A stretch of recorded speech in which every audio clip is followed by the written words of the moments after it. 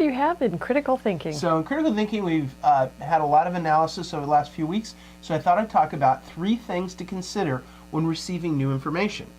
And we're getting a lot of information on the debt ceiling and so on, so I think it would be wise to think about the criteria, at least the way I think about it, in terms of getting new information. So the first thing is, who's saying it and why are they saying it?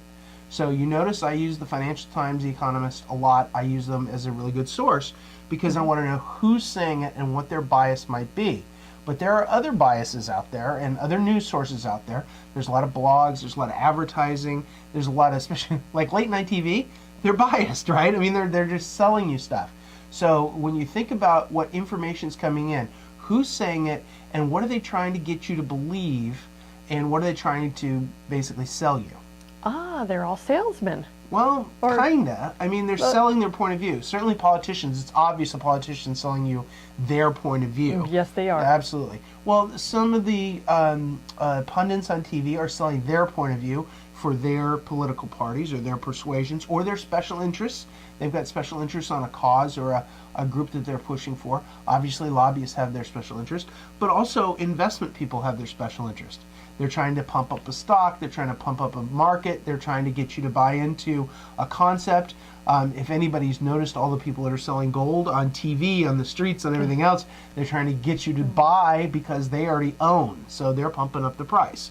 So you absolutely have to think about who is saying the new information, where are you getting it, what's the source, and why are they saying it, what's in it for them.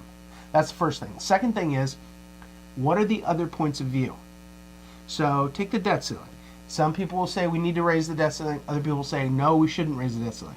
Well, if you only hear one point of view, like we should raise the debt ceiling, but that's it. We got to do it. And there's no choice. It'd be Armageddon without it. Well, what's the other point of view? What is the point of view we shouldn't raise the debt ceiling? If you look at both points of view, you can make better decisions. Or see all sides. That's there right. might be more than 2 points of view. That's right. You should absolutely see all sides of the issue. That's how to make a good informed decision, is to look at all the sides of the issue, all the different aspects of the issue, and I've said this before, look for the people you don't agree with. They're the ones you can learn from. You can discount most of them because, you know, you're probably going to be right most of the time, but you can't learn anything from somebody who agrees with you. That's the second thing. So the third thing is there more information that would be helpful to understand the issue? So an example of this would be that little debt diagram I made last week where you've got... That was very helpful. Yeah, I mean, I've sent it to quite a few people and I've posted it online and stuff, but it's like a box and you go, well, that's the debt, and then you go, but we only have this much money.